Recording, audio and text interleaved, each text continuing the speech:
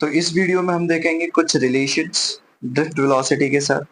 तो पहला रिलेशन देख रहे हैं हम, relation of potential and drift velocity.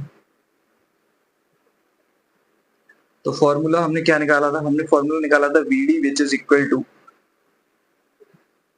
Minus vd vector is equal to minus E vector upon m dot tau average.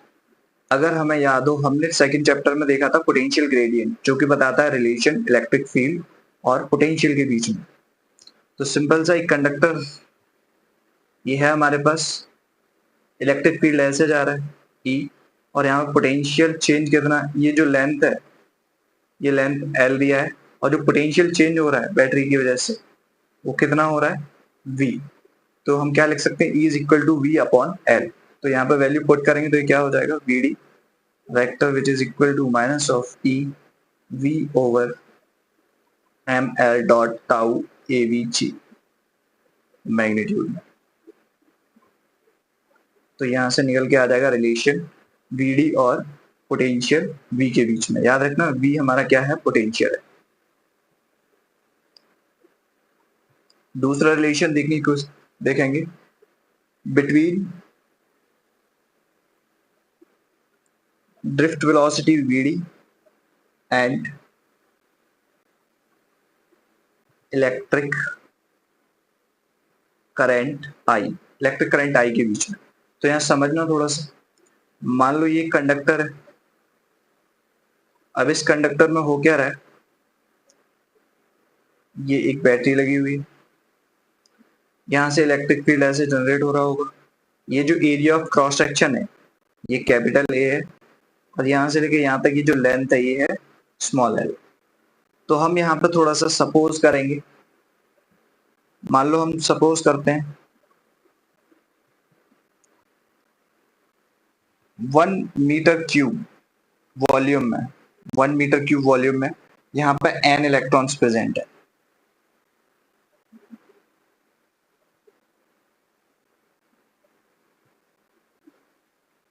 One metre cube में कितने प्रेजेंट है, n इलेक्ट्रॉन। अगर इसका पूरा वॉल्यूम निकाला जाए तो पूरा वॉल्यूम क्या निकल के आएगा, a into L, this area into L length. तो यहाँ पे अगर इलेक्ट्रॉन की बात की जाएगी इतने में, इतने वॉल्यूम में, तो क्या हो जाएगा n इलेक्ट्रॉन इंटू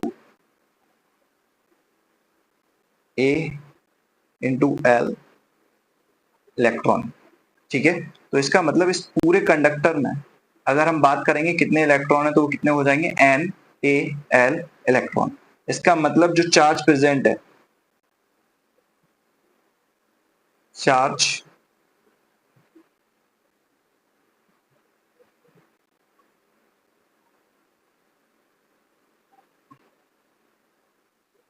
जो कंडक्टर के अंदर चार्ज प्रेजेंट है, मान लो Q, उसकी वैल्यू कितनी हो जाएगी, n a l इलेक्ट्रॉन।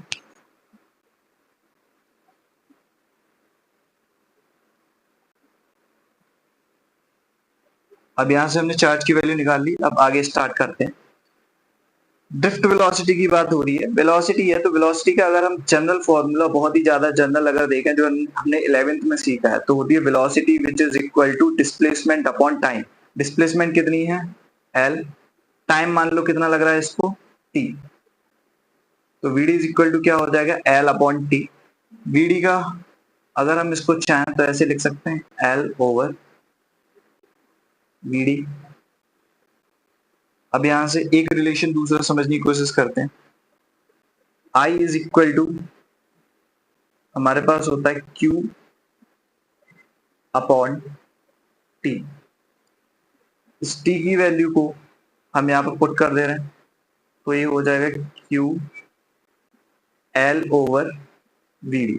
अभी VD ऊपर पहुंच जाएगा तो ये हो जाएगा I which is equal to Q VD over L। Q की वैल्यू हमने कितनी निकाली है, यहाँ से इसको पुट कर दे रहे हैं, तो ये हो जाएगा n a l e vector in e into V D over L. इस एल से एल कैंसिल हो जाएगा, आई की value I is equal to आ जाएगा हमारे पास N A E V D,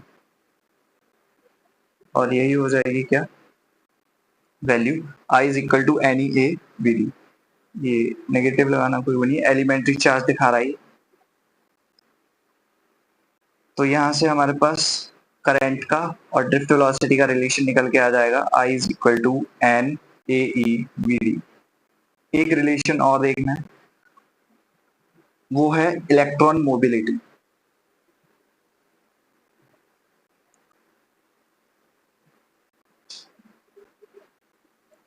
electron mobility जिसको डिनोट किया जाता है म्यू से। अब ये होती क्या है, ये सिंपल सा होती है एबिलिटी